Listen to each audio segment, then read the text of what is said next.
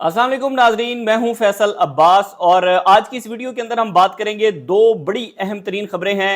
एक खबर तो जनाब इस्लामाबाद हाई कोर्ट से रिलेटेड है कि कल जो है वो इस्लामाबाद हाई कोर्ट से एक बड़ी गिरफ्तारी होने जा रही है, बहुत बड़ी गिरफ्तारी है और इस हवाले से पाकिस्तान मुस्लिम लीग नून के जो मोहरे हैं वो उनको कल गिरफ्तार कर लिया जाएगा इस्लामाबाद हाई कोर्ट से। ये बड़ी अहम तरीन खबर है।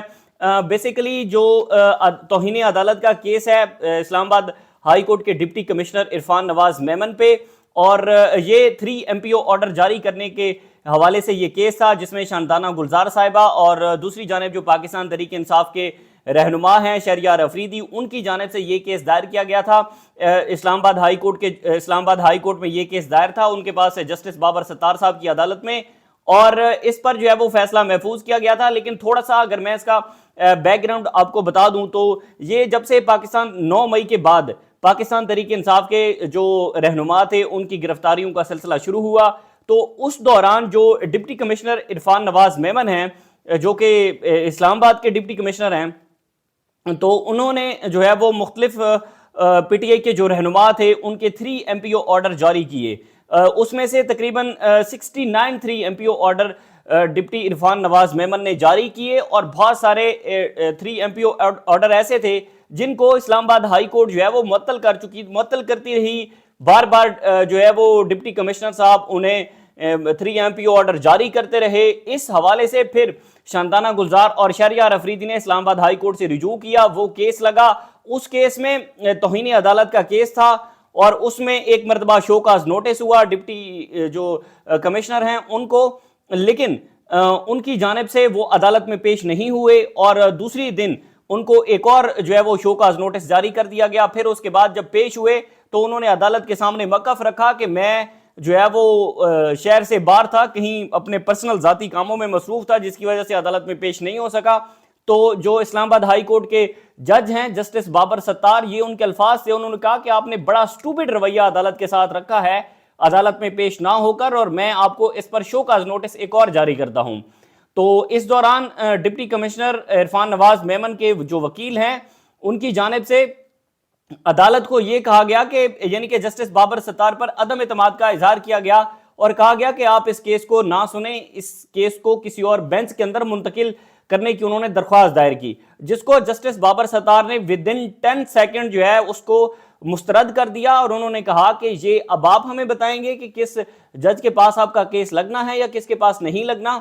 तो इसके बाद फिर जो डिप्टी कमिश्नर इरफान नवाज मेमन हैं उन्होंने अदालत से इस्तदा की कि उन्होंने उम्रे पर जाना है, उनकी फैमिली उनके साथ है, उनकी टिकटें हो चुकी थी, उनकी फैमिली भी साथ थी। दूसरे दिन यानी कि हेयरिंग से दूसरे दिन उन्होंने जुमे वाले दिन जाना था, लेकिन जो जस्टिस बाबर सत्तार हैं उन्होंने कहा कि मैं हर हाल में जुमे वाले दिन यानी कि कल के जुमे की बात हो रही है कि मैं उसमें फैसला सुनाऊंगा, और फैसला महफूज हुआ था उस पर। तकरीबन जो है वो 67 to 69 3 MPO ऑर्डर इस डिप्टी कमिश्नर ने जो है वो जारी किए थे। इस पर जो है वो कल फैसला होना है। जो जिस तरह से केस चला, इस सारे सिनेरियो को देखते हुए लगता यह है कि कल डिप्टी कमिश्नर इरफान नवाज मेमन अगर अदालत में पेश होते हैं, और इस केस का ज़ाहिर फैसला तो आना है, कल अगर अदालत में पेश होते हैं तो उनको अदालत से ही गिरफ्तार कर लिया जाएगा। और कल जो फैसला आना है, फैसला ज़ाहिर है गिरफ्तारी का ही फैसला है, क्योंकि पिछली समाअत पर जब ये पेश नहीं हुए थे तो उस वक्त जस्टिस बाबर सत्तार जो है उनकी जानिब से कहा गया था कि अगर इरफान नवाज मेमन अदालत में पेश नहीं होते तो जो एक जितने भी एयरपोर्ट हैं उन एयरपोर्ट पर बता दें कि ये बाहर नहीं जा सकेंगे। अगर ये जो है वो किसी बड़ी रास्ते से जाते हैं तो आप जाकर पोर्ट पर बता दें कि ये नहीं जा सकते। तमाम जितने भी सूबों के एयरपोर्ट्स हैं, उसके बाद जो बॉर्डर्स हैं, उन पर बता दें कि डिप्टी कमिश्नर इरफान नवाज मेमन कहीं नहीं जा सकते। तो इस हवाले से दूसरे दिन ही हमने देखा था कि वो 8:30 बजे अदालत में पेश हो गए थे, जाहिर है वो कहीं नहीं जा सकते थे। तो अब इस केस का फैसला कल होना है। फैसला यही आना है कि डिप्टी कमिश्नर इरफान नवाज मेमन को गिरफ्तार कर लिया जाएगा, उनको सजा होगी, जेल भेजेंगे जस्टिस बाबर सत्तार, जिस तरह से पूरे इस केस को उन्होंने देखा। तो एक खबर तो ये बड़ी अहम थी, कल डिप्टी कमिश्नर इरफान नवाज मेमन अदालत में पेश होते हैं या नहीं, ये बड़ा इंपॉर्टेंट है, लेकिन फैसला तो कल हर हाल में आना है।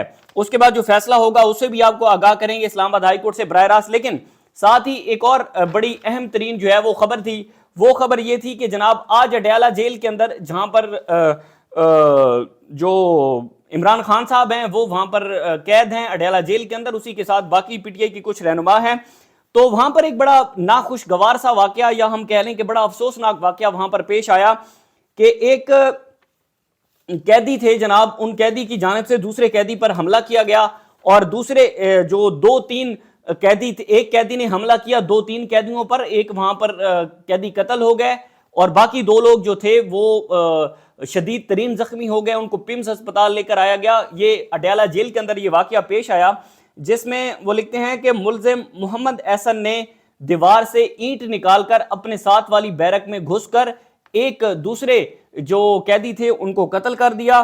عماد علی اس میں شدید زخمی ہیں، اور اجاز ربانی جو ہیں ان کو قتل کیا گیا ہے۔ اب جو پولیس کی جانب سے پریس ریلیز آئی ہے اڈیالہ جیل کی انتظامیہ کی جانب سے، اس میں یہ بتایا گیا ہے کہ اینٹ نکالتے نکالتے وہ ملزم دوسری جانب گھس گیا اور اس نے ساتھی کو جو ہے وہ قتل کر دیا۔ ان کو پھر پیمز ہسپتال لے کر آئے، ایک جاں بحق ہو گیا اور دو کو جو ہے وہ ڈی ایچ کیو منتقل کر دیا گیا ہے۔ یہ کچھ اہم ترین ڈیولپمنٹس تھیں۔ شہر اقتدار میں جو ہے وہ بہت ساری خبریں ہیں، بہت سارے اہم ترین جو ہے وہ ڈیولپمنٹس ہو رہی ہیں، لیکن اس کے ساتھ ساتھ کچھ جو ہے وہ عدالتی محاذ پر جو چیزیں ہیں، جو اپڈیٹس ہیں، ان سے جو ہے وہ ہم آپ کو آگاہ کرتے رہیں گے۔ یہ کچھ صورتحال تھی۔ ڈپٹی کمشنر عرفان نواز میمن جو ہے وہ کل ان کے لیے بڑا اہم ترین دن ہے۔ یہی ڈپٹی کمشنر تھے جن کو الیکشن کمیشن آف پاکستان 2 مرتبہ اس نوٹس کر چکا تھا، یہ کہ یہ خط لکھ چکا تھا وزارت قانون کو کہ آپ اس ڈپٹی کمشنر کو چینج کریں۔ ظاہر ہے وہ پاورفل بندے ہیں، پاکستان مسلم لیگ نون کے بڑے کلوز ہیں، اور ان کے کہنے پر سارا کچھ کرتے رہے ہیں۔ ظاہر ہے ان کی اتنی پاور تو ہے کہ ابھی تک جو ہے وہ ان کو کہیں ٹرانسفر ان کا نہیں ہو سکا اسلام آباد سے کسی اور ٹیریٹری کے اندر۔ 2 مرتبہ الیکشن کمیشن خط لکھ چکا، عدالت اس بات کو کہہ چکی کہ وزارت قانون اس کو دیکھے، لیکن یہ ظاہر ہے ڈپٹی کمشنر عرفان نواز میمن صاحب اتنے طاقتور تو ہیں کہ نہ ان کو عدالت کوئی جو ہے وہ ٹرانسفر ان کا کر سکتی ہے، نہ ہی کوئی الیکشن کمیشن کے خط سے وزارت قانون کر سکتی ہے۔ یہ بہت ساری اہم ترین جو ہے وہ ڈیولپمنٹس ہیں۔ باقی عمران خان کی جو پارٹی ہے وہ اس وقت مکمل طور پر ایوان کے اندر ان ہو چکی ہے۔ آج جو ہنگامہ خیز صورتحال آپ نے دیکھی، وہ صورتحال بڑی جو ہے وہ اس وقت درد سر بنی ہوئی ہے کہ کس طرح سے ان لوگوں کو ٹیکل کریں گے۔